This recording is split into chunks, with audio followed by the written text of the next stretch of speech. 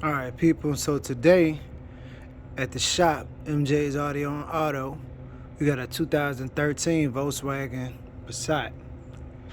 Got to do the lower control arms. I just want to show you something right quick, just in case you come across this yourself and decide to do it yourself.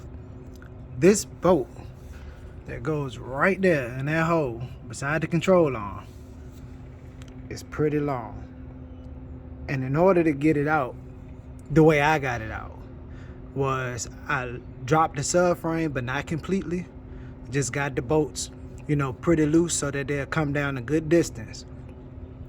But I took this subframe bolt all the way out so I can put a pry bar in between the frame of the car and the subframe of the car. And once I pulled down, put my leverage on this bar, I was able to get the subframe lower than the oil pan right here.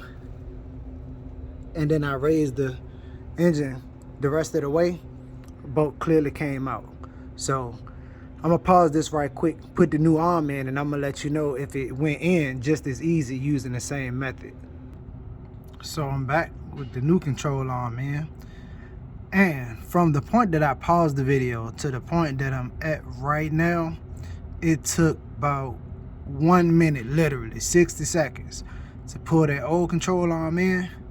Use the same tactics to lower that subframe, to slide that bolt right in there. It works beautifully. Don't get stuck on this like I was. I just gave you the tips on how to do it.